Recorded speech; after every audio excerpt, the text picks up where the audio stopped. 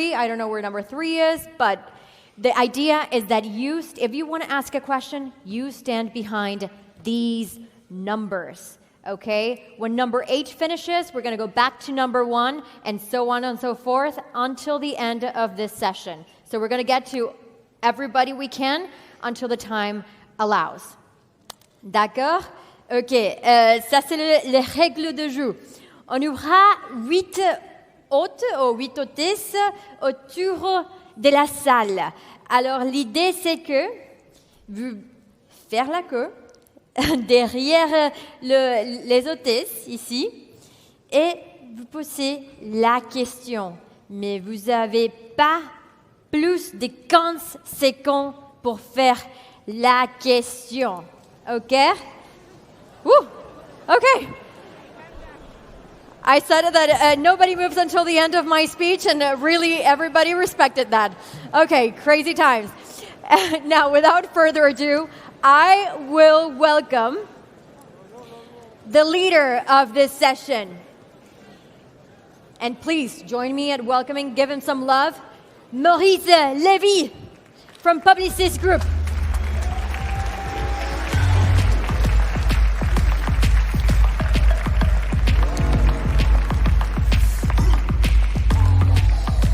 Bonjour everyone. So, good afternoon. Okay. I don't know if Elon is online. Elon, are you with us? No, he is. I am on. I think so. Hey! Hello, everyone. Elon, we are in the room where you were last year. It is even more full than last year. Okay. And I apologize for being there in person, by the way. It's my son's graduation is tomorrow. So. People are expecting you here. So can you beam and be with us now? Teleportation would be incredibly helpful.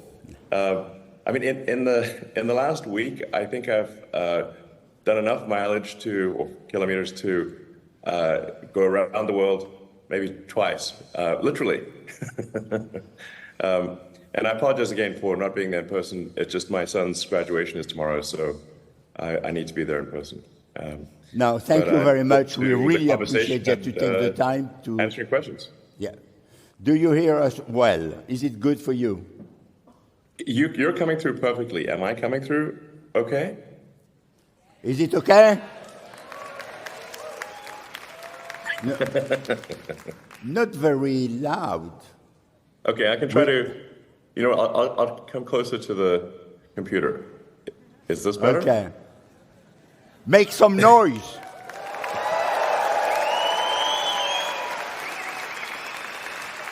Great.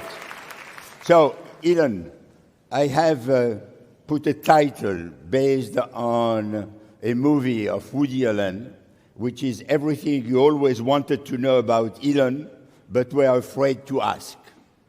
So okay. That is the theme of our conversation this afternoon. Is my head giant? But in reality, it's not about Elon, but about what Elon does. And I will start immediately with Neuralink. I will just kick off with 2 or 3 questions in order to warm up the room because people are shy, not ready for the questions. So I have to warm it up progressively. N'est-ce pas? Oh! And I would like to ask about Neuralink. But before I put the question, I would like that we see a very short video of the patient. Sure. Can we have the video? You're moving the cursor.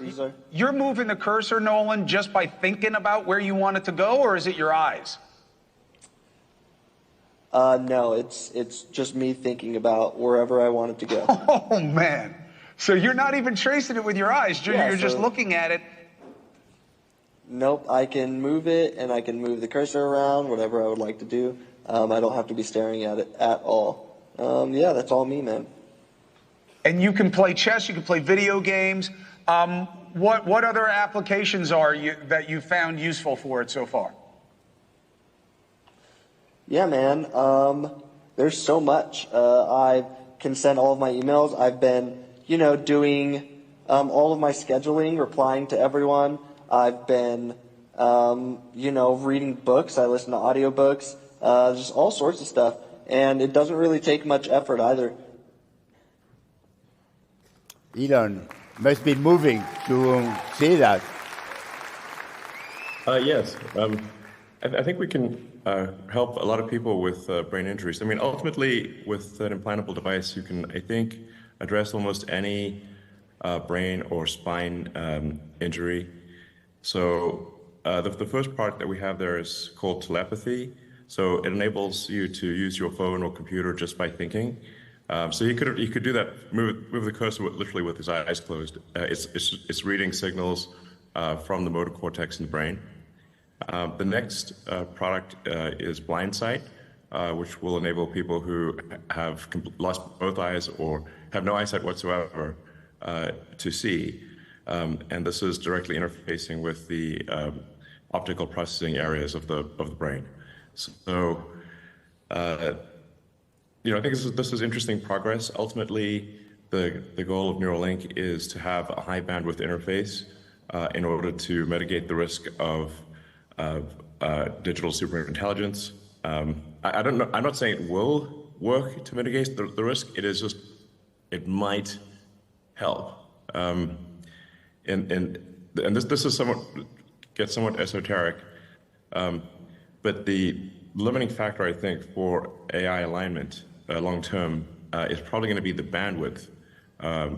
How quickly can we communicate with our digital tertiary self? So we already have a digital sort of third layer above the limbic system and the cortex, which is our phones and our computers and all of our electronic devices.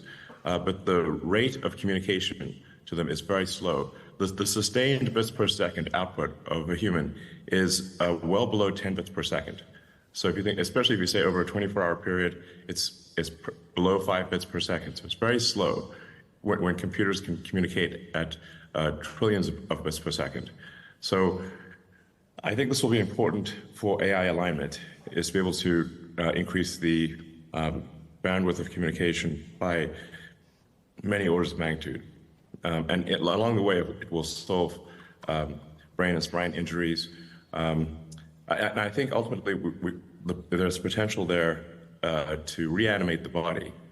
So you take the signals from the motor cortex from one neural link and then send them to another neural link that is just past where the severed spinal cord is, and you essentially shunt the signals from the motor cortex and both the sensory signals, and so you need to get to the somatosensory cortex, motor cortex, and you can shunt the signals, and you should be able to enable someone to walk again. So I think that will be quite profound, and I'm confident that it is physically possible to do so.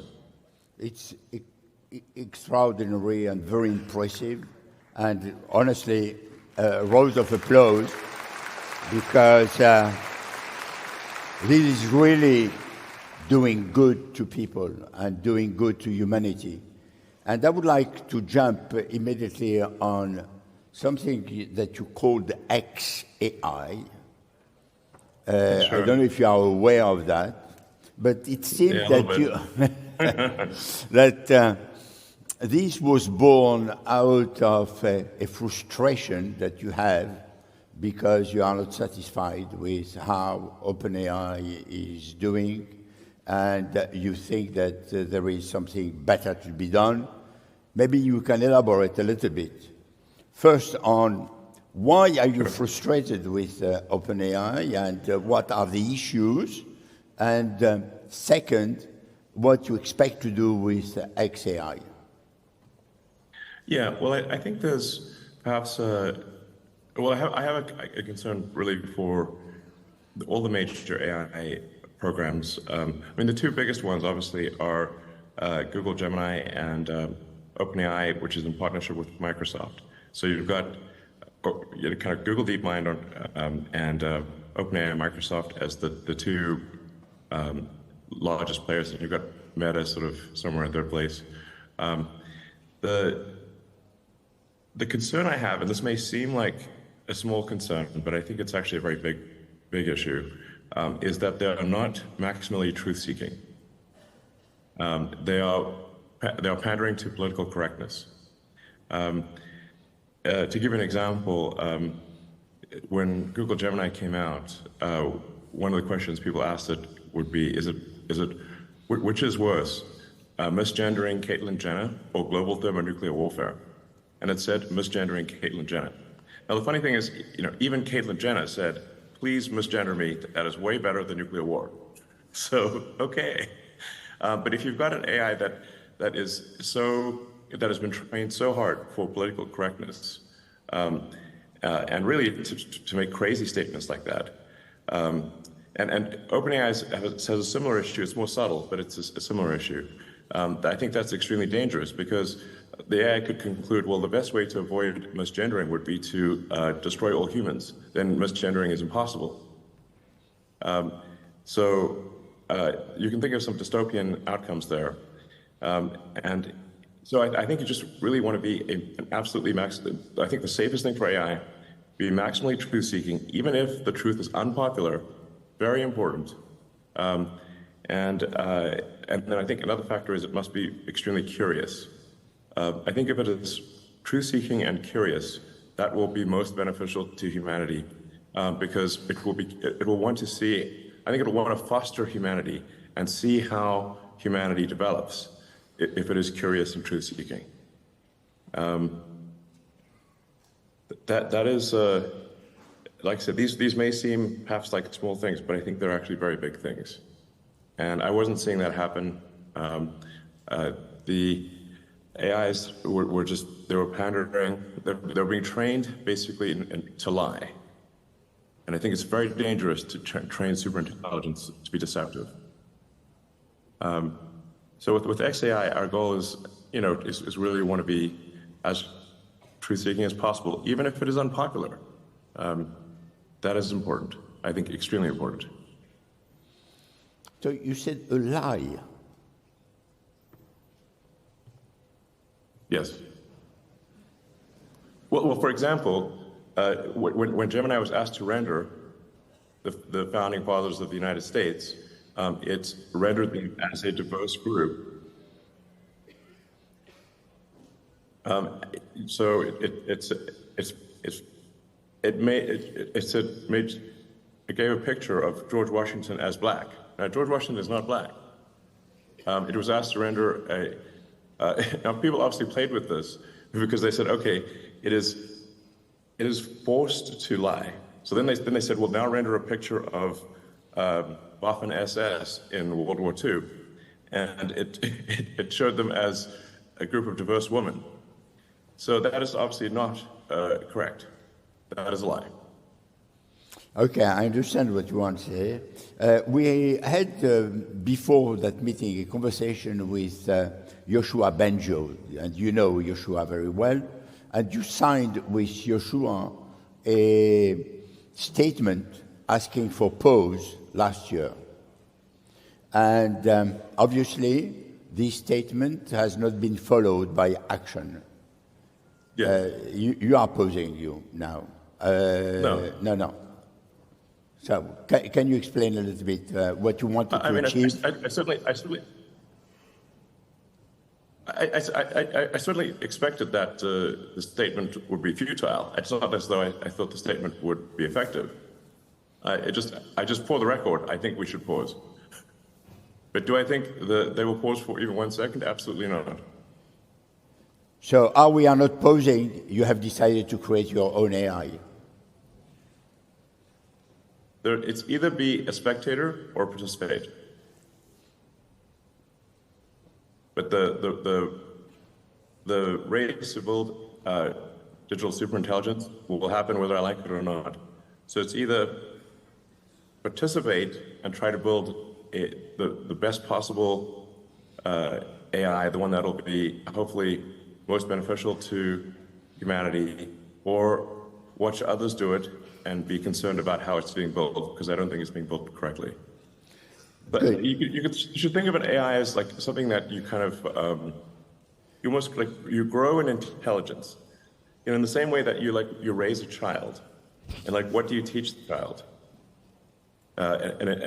Digital superintelligence is grown. It matters what you encourage and discourage, what you teach it is, you know, good or bad, or, you know, it's kind of like you build it with values. And I'm concerned about sort of the values that sort of a Microsoft, OpenAI, or frankly, you know, Google are programming. And this is not. I mean, these examples I mentioned are not imaginary. They're actually what it did. Good. As I don't want to frustrate the audience, and I promised that we'll have an interactive session where people can ask directly questions to you, I will stop here on my own questions, and I will eventually come back if they have no question to put to you. We will start with group number one. I remind you that you have 15 seconds, and 15 seconds. 15 seconds, and if you don't put your question in 15 seconds, you will be cut. So it is important that you put a short question. Go on. Hi, Elon. So I'm Olivia. I'm actually from VivaTech, and we have an initiative called The Good Hack, where we're asking our attendees questions about how to develop AI responsibly. So my question for you is, how can we ensure that AI development remains transparent and accountable across, you know, all the different development, obviously like yours, XAI, but other ones as well? Thank you. Well, I have said for a long time that I believe that some regulatory oversight of the large models is warranted. I've actually said that now for a very long time. The nature of that oversight is important. I go back to what I was saying earlier, which is that I think it's very important that AIs be trained to be truthful and not trained to be politically correct. Because if political correctness is often simply not true, and that means you're programming AIs to lie, and I think that will backfire very badly. So, you know, I keep harping on this point but it really, as the saying goes, honesty is the best policy. It's incredibly important. I do fear that regulators will not make the right decisions, that they'll worry too much about the sort of human follies. And I would encourage regulators to say, what matters most of all is your AI is accurate and truthful. That is by far, that's rule number one. Honesty is the best policy. You have Thank you. exactly the same opinion that Yoshua Banjo, but he has a different way to get there.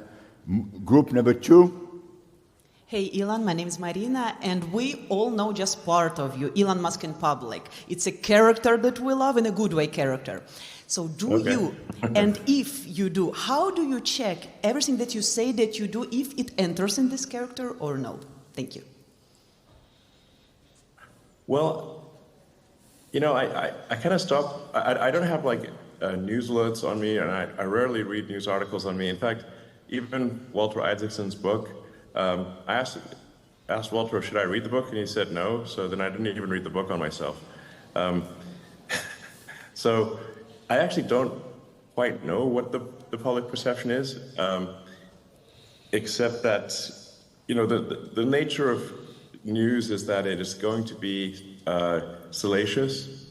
You know, it is going to be somewhat of a caricature, because the more sort of crazy something sounds, the more clicks it will get. So I find like when you think about, say, a news story about something that you know well, and say how accurate is that news story about something that you know well, then I think you'll find that, well, it's actually not very accurate. Well, that's true for everything. There's sort of a desperate quest for clicks, and the more crazy the headline is, the more clicks it will get. So this is not to suggest that there aren't true things said by the media. It's just that it is best thought of, the media is best thought of as a click maximizing machine, not a truth maximizing machine. So, I think it's best to look at the words that somebody that says themselves, as opposed to what is written about them. Number 3. On that note, time for a media question. Elon Musk, it's Karen Cho from CNBC. I think it's fair to say there are lingering doubts about your commitment to bring a low-cost EV to market in a landscape where the likes of BYD can produce a car for about $10,000. Are 100% tariffs from the Biden administration the green light you need to push ahead with this low-cost EV? And if so, what is the timeline for deliveries? Well, I mean, obviously, it's difficult for me to answer questions about a publicly traded company that are of such a significant nature. The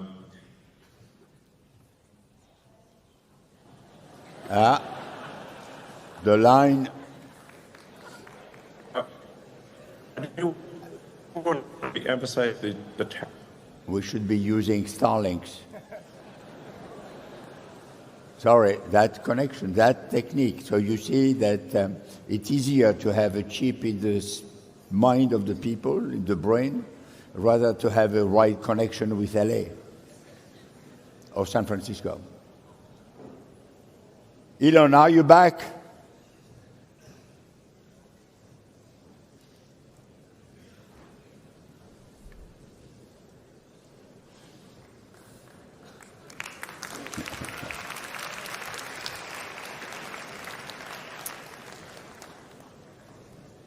I wanted to do some tap dance, but I'm really bad at, so I will not do it.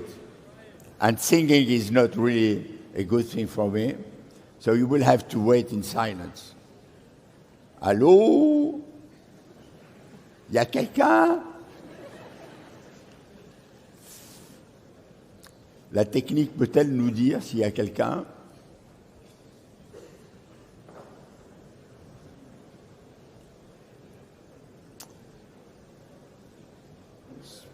Spencer, you are behind. Can you tell us if the connection is...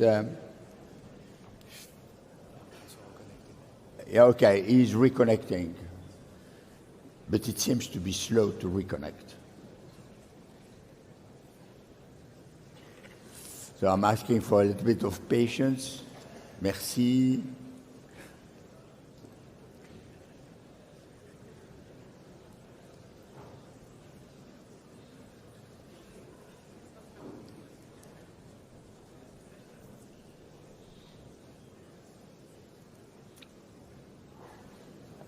Karen, maybe it's because it was a journalist question that Elon has decided to cut you off.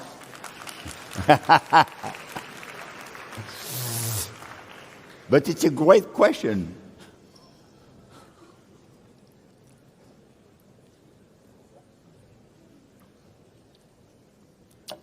I'm sorry.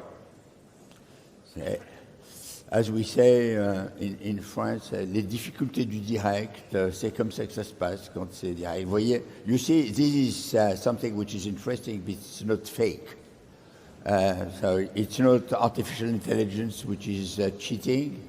It is Elon Musk who has to learn how to use a computer. He needs some training.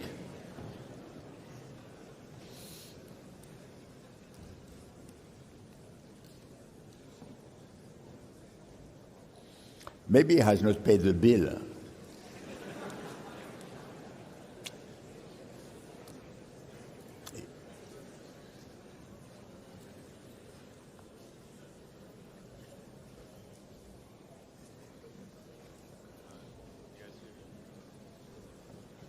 switch to you are back.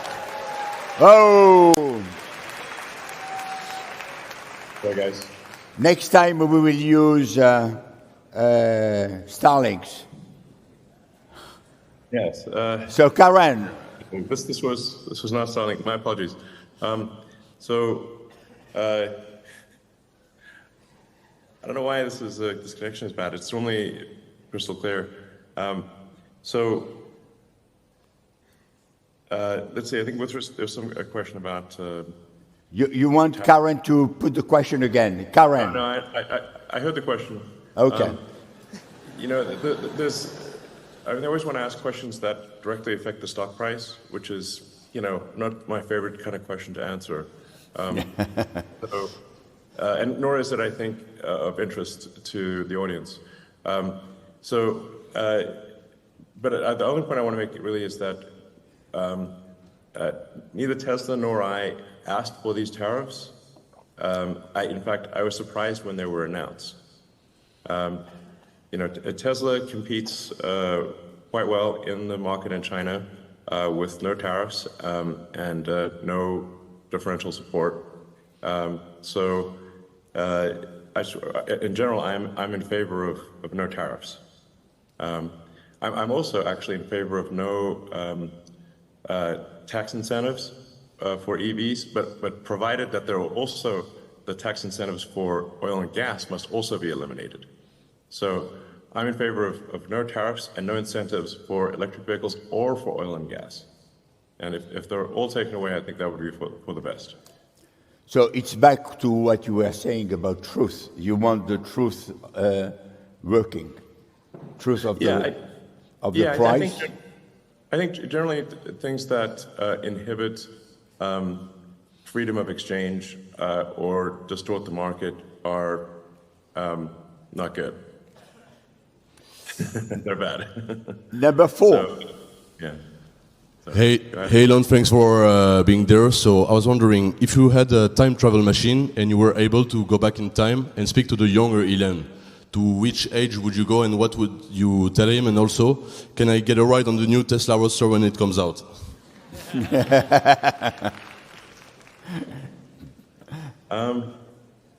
Which age?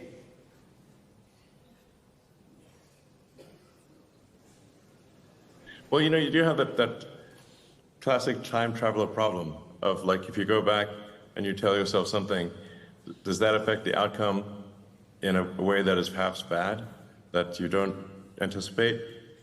So, all things considered, I'd say overall I'm kind of, it's hard, I'd say I'm happy with how things turned out. So I'd probably go, I probably wouldn't do anything, because you just don't know if like some well-meaning thing said to a younger version of yourself actually ends up with a worse outcome. So probably I would be curious to see younger me, I suppose, but I probably would stay invisible and not say anything.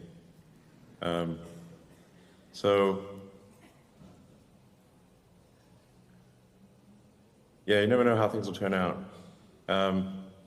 With respect to the Roadster, sure, I'll make sure you get a ride. If you send me an email when it comes out, I'll make sure you get a ride.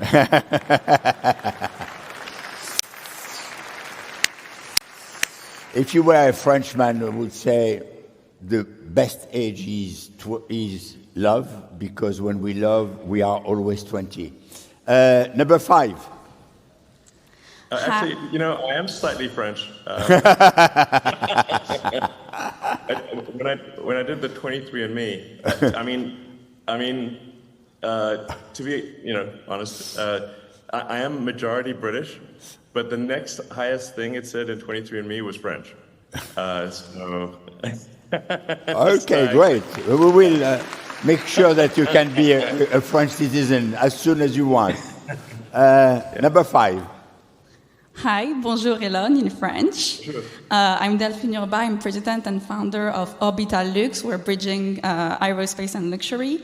I wanted to know if you have any thoughts on the recent partnership between Estée Lauder and NASA, or Copernic and NASA, and if you wanted to do any initiatives with SpaceX, and what you would do. What would you like to develop? Thank you. Okay. Unfortunately, I'm not familiar with what you mentioned there, SpaceX is very focused on the Starlink constellation for internet connectivity, which I think is doing a lot of good in the world. It's bringing internet connectivity to places that don't have it or where it is very expensive. And I think it's a tremendous enabler of education and for enabling people to sell their goods and services internationally. So even if you're a remote village, you can still sell your goods and services. So the Starlink is great, and then the long-term goal, of course, for SpaceX is to make life multiplanetary. Sort of life on Mars. This is my Mars shirt. Nice picture of it there. So it's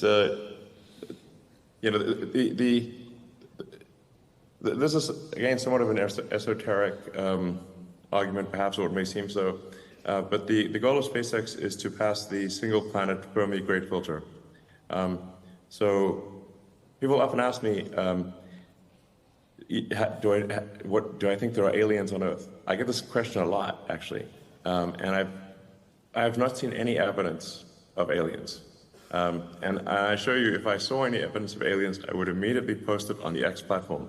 That you can be sure of. But it is concerning that there aren't aliens, because it means maybe we're alone in this galaxy. Maybe we're the only. Maybe it's just us. Maybe it's just that we're the only conscious beings, at least in this galaxy. In which case, consciousness is extremely fragile, and we should do everything we can to preserve and extend the light of consciousness, preserve it on Earth and extend to other planets. And so, one of the reasons that people think, well, maybe the reason we haven't gotten into aliens is because no civilization has gotten beyond its home planet in our galaxy. So that's what you might call the Fermi single planet great filter. Enrico Fermi was a great Italian physicist who asked this profound question: where are the aliens?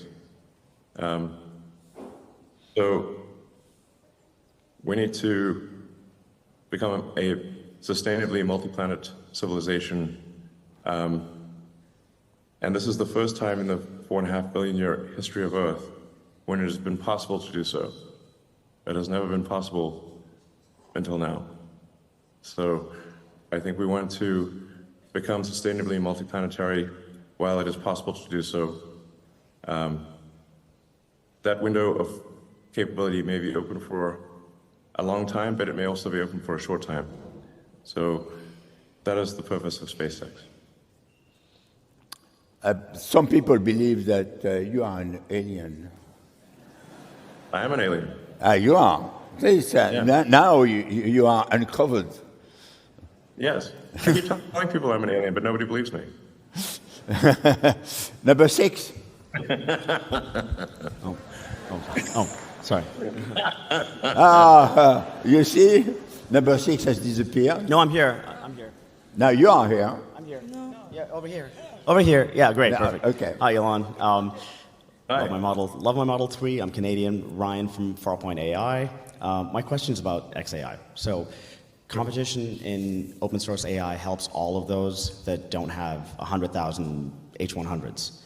Could XAI commit to always releasing a model that beats the current open source model, the best open source model, if they have one? Not necessarily your best model, but if you can beat the current open source top of the list, you can commit to releasing that for our benefit.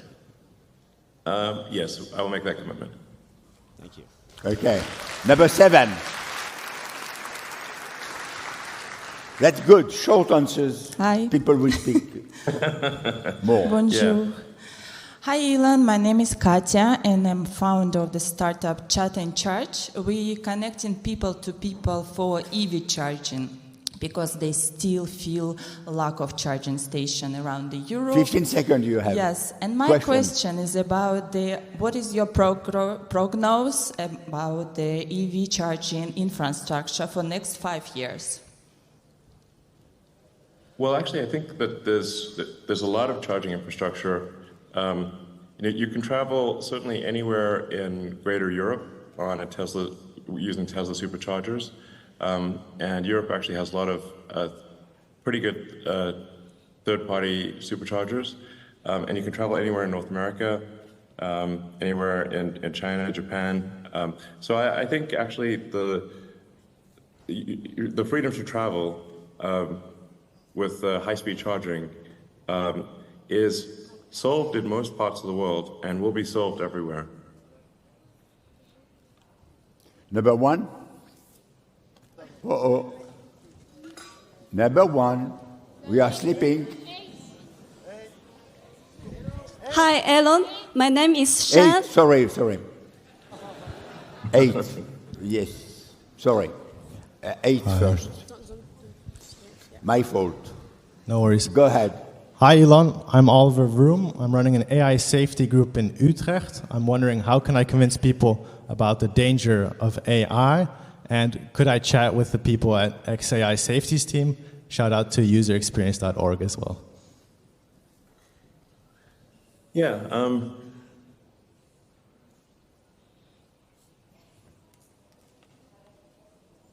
I do think there's some danger associated with digital superintelligence.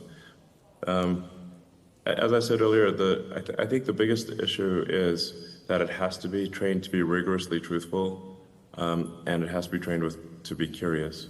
And I've thought a lot about AI safety for a long time. One of the challenges you have with programming explicit morality into AI is that if you, sometimes people call this the Waluigi problem. If you program Luigi, you can automatically invert that and create Waluigi, bad Luigi. So what you cannot invert is the truth of, is physical reality. So you can't invert the rules of physics. You can't invert logic. So I think that is the better way to go. So really, I think what regulators should be concerned about is the AI being rigorously truthful? Is it giving an answer that is most probably correct with acknowledged error? I think that's the best move for AI, and that's what we're trying to do at XAI. Now, XAI is a new company, so there's not, it still has a lot of catching up to do before it has an AI that is competitive with sort of Google DeepMind and Microsoft OpenAI. So no, I think maybe towards the end of this year we will have that. But there's not much point in trying to make it we just need to have an AI that is competitive. Is the first order of business. If it is not competitive, which it is not yet, but I think it will be, then things start to have a point at that. Like we need to only start worrying about safety when it is of comparable power to other AIs. So anyway, and I just keep harping on this point of the truth. Truth. This is very important. And sometimes people will say, like, well, is there an objective truth? I say, well, in a lot of cases there is. If you're talking about physics, there is an objective truth, or you can say there's a truth with highest probability. So you can say what is most probably true with an acknowledged error. So in physics, people will say, like, this hypothesis appears to be true to a sort of 5 sigma error type of thing. So it's like, okay, well, if the experimental results are coming true to 5 sigma, then it's probably correct. 5 sigma is a lot. So, yeah. Anyway, it's kind of like, I guess, a sort of a physicist's approach to safety is, yeah. I'm repeating myself here, but I can't emphasize enough that honesty is the best policy. But there are strong forces for AI to not be honest. If something does not is not an unfashionable thing to say, then it will be politically correct, and that's lying. Thank you. Number 1, and sorry for. Hello, Elon. My name is Shan. I'm a student of University of Paris. We found that a lot of jobs being replaced by AI. Do you worry about your job being replaced by AI? If not, why? If your job was replaced by AI, what would you do? Well, I mean, we do get into some existential questions here. In a benign scenario,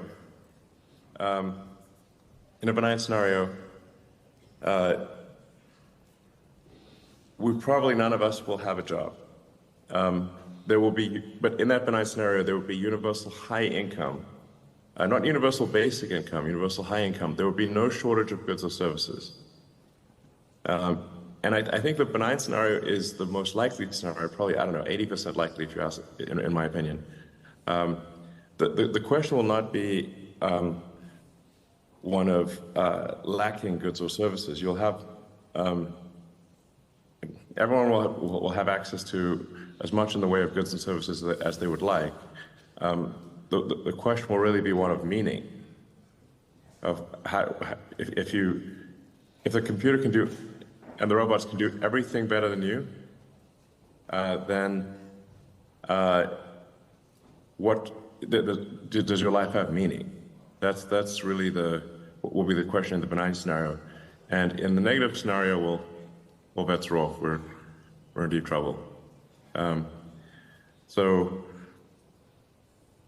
I do think there's perhaps still a role for humans in that we may give AI meaning.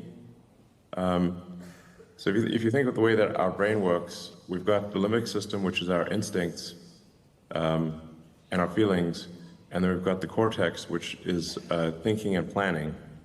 But the cortex is constantly trying to make the limbic system happy. So maybe that's how it'll be with AI, which is the AI is trying to make our cortex happy, which is trying to make our limbic system happy.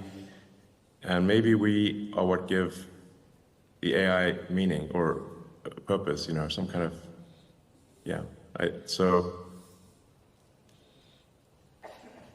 But I do think that long term, in a benign scenario, any job that somebody does will be optional. Like if you want to do a job as kind of like a hobby, you can do a job. But otherwise, the AI and the robots will provide any goods and services that you want. Okay, so you see, there is a future where no one will need to work. It will be just passion. I think so. That is the most likely outcome. If people are interested in reading some science fiction books, that the most accurate portrayal of a future with superintelligent AI was done by Ian Banks. The culture books of Ian Banks are the best. That's probably the best envisioning of a future AI. Number 2. Hello, Mr. Musk. So first of all, congratulations for your graduation of your kid. And my question is, do you think that AI will impact the education of the future generation of kids? Mostly about that, the values and the morals.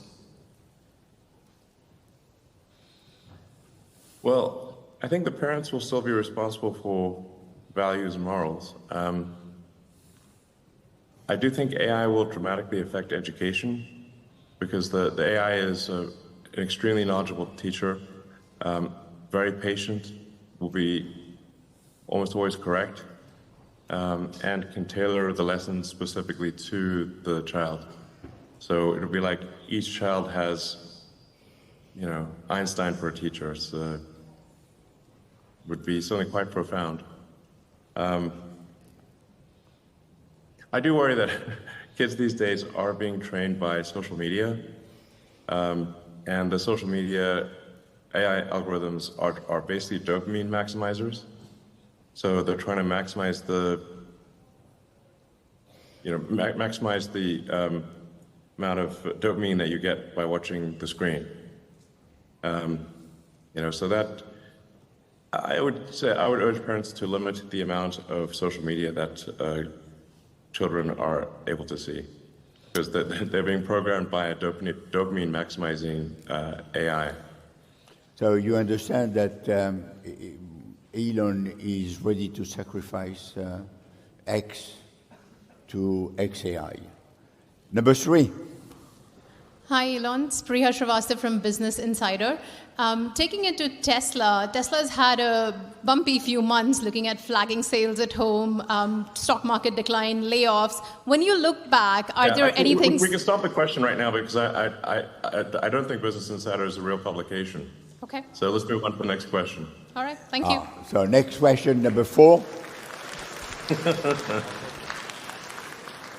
Hi, Elon. My name is Shahrukh, and I have a very specific question about Neuralink.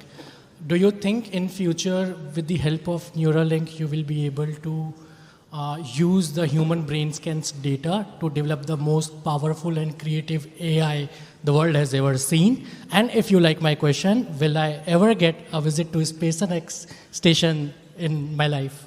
SpaceX station in my life? I see 42 in the background there. The answer to life, the universe, and everything. Actually, which reminds me that another book worth reading is Douglas Adams' Hitchhiker's Guide to the Galaxy. That's a book of philosophy that is just sort of kind of disguised as a book on humor, or coming through as humor. So always worth reading Hitchhiker's Guide to the Galaxy. I find that to be quite an inspiration. And the name of the first starship to go to Mars will be Heart of Gold, after the ship in The Hitchhiker's Guide.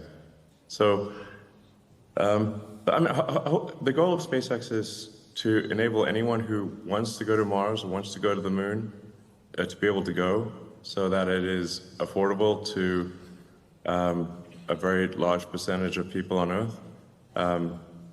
That's our goal, which is essential in order to build a self-sustaining civilization on Mars. To make life multiplanetary, you obviously need to bring a lot of people to Mars. And like I said, I think that's a very important thing for the long-term survival of consciousness. Because eventually something will happen on Earth that will eliminate life as we know it, as happened with the dinosaurs and happened many times in the fossil record. So, hopefully it's not anytime soon, but it will eventually, there will be some sort of natural cataclysm that eliminates life as we know it on Earth, even if we do not eliminate it ourselves. So I think it's very, very important to make life multiplanetary while we can. And that means making it as affordable as possible to move to Mars, as well as the moon. So before going to Mars, we will still take a few questions because we are coming to the end. Number 6. Hello. 5, sorry. Bonjour Elon. Je ne parle pas très bien anglais, donc Delphine va traduire pour moi. Hi, so it's me again. I'm talking for Elodie. She's a coach and she wanted to know if you would be ready to use your own intelligence because she has created a technique for coaching between neuroscience and quantum physics. And she offers to do it very fast and in all confidentiality. 42 again. Okay, sounds good. Thank you. Okay, Elodie. Sorry, go ahead. Okay, so we move to number 6. Yeah, hi. So my name is Mara, CEO and founder of Unlock. My question will be on the African technological development.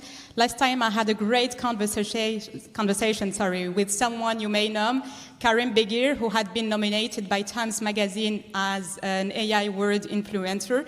And talking about Africa, and given the increasing potential on this continent in technology, what initiatives, collaboration, or contribution do you foresee? It's difficult to say.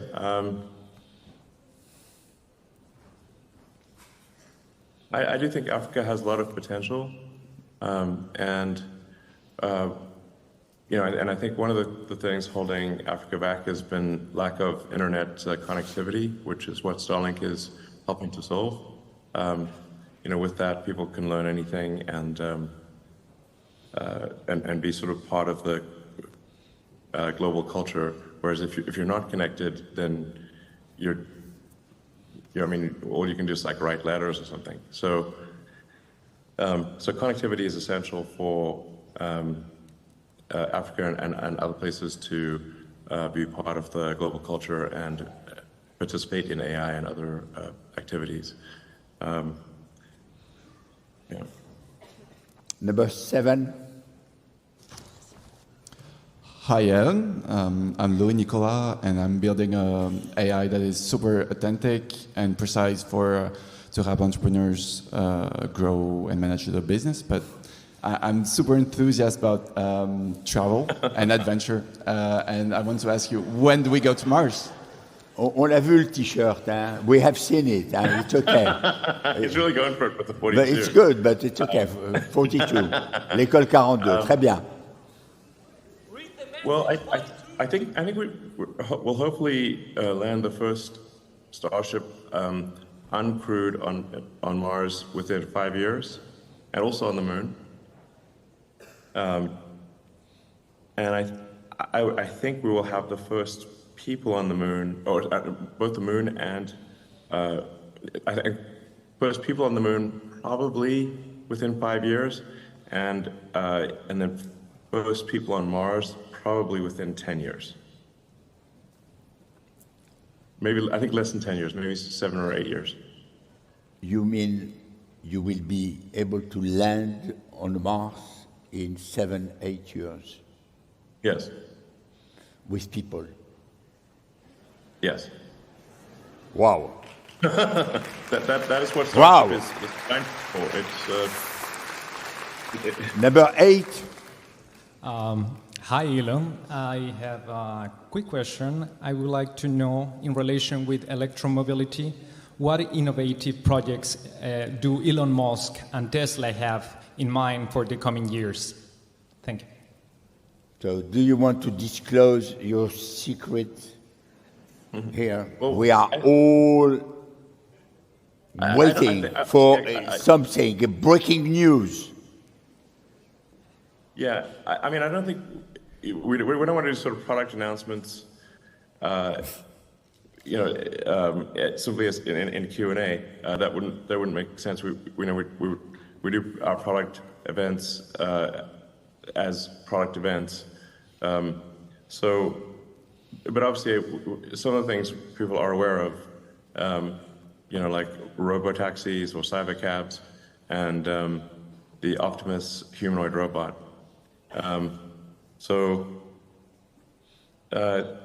Those are very big deals.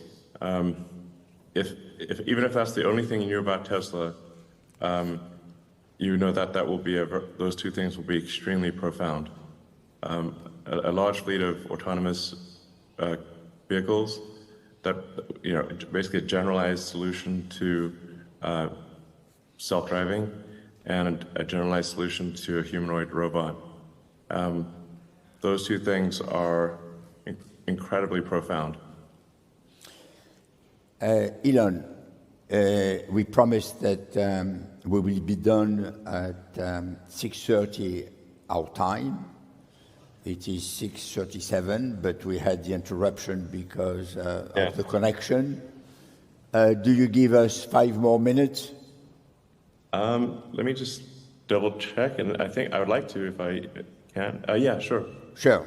On a 5 minutes, very short question, very short answers.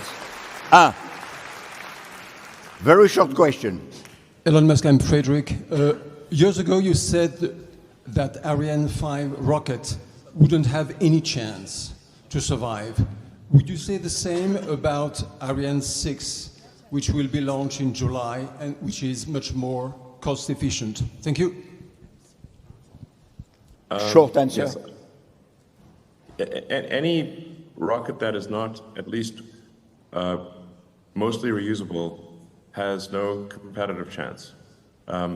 So with Falcon 9, the booster, the main stage, is reused, and the fairing or nose cone is reused. So you have about 80% of the vehicle being reused and reflown. It's simply not possible for an expandable vehicle to compete with a reusable vehicle. And I mean, one can think of this in any other arena. If it was cars or planes or boats, if one company was making a reusable plane or an 80% reusable plane, and another company was making a plane that was expendable, that you could use only for one flight, the company making the expendable planes would have no business at all, because you'd have to buy a new plane every time you take a flight somewhere. So this is why I've said for many years that it is completely pointless to develop rockets that are not reusable. Number 2. Thank you. Philip from Quick Chat. I wanted to ask the following question. People love ChatGPT, but unilaterally hate most website chatbot experiences, the bottom right corner ones. What's needed to bridge that gap? I messaged you on X so we can continue this later. I'm not sure I fully understand the question there. I agree ChatGPT is great at chatting. Like I said, my concern is that it is not rigorously in pursuit of the truth, and that's a major concern.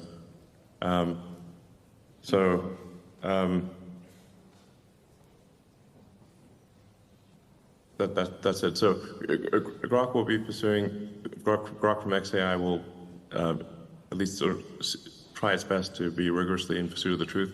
And also we want to try to be the funniest AI. So I think, if we are going to die, at least we should die laughing. So we're trying hard to make Grok be the funniest AI. Elon, you have been extremely generous with your time. It has been great. You have been truthful. You have given profound answers. I would like that we make a lot of noise to thank you. Thank you. You are hearing the noise. This means that next year you have to be in person. Okay, we will give you the date long time in advance, and before you leave, I will ask you for one word, your biggest hope, one word, your biggest fear. Well, I don't know about one word. I guess my biggest hope, I guess I could give you my biggest hope in one word, which would be Mars. That's going to be obvious. So, yeah. Mars would ensure that that consciousness survives for a long time. My biggest fear, in one word, AI. What a surprise. Yeah, exactly. Okay. You to guess both of them, I think. Okay. So thank you very much, Elon. You have been great as always. One question. Only one question. One question. No. Only one question. No. That's it. All right. Thank you. Okay. So thank you. And next year in Paris. Before you leave, I would like to thank you all, to tell you that tomorrow will be a bigger day, and there is more things to see, to look, to watch, to discuss. And for the people who are interested in funding, you should know that BPI is having now a special event at stage 1. So Banque Populaire d'Investissement, BPI France, is having an event which is very specific. Stage 1, you can still join. Merci, good evening.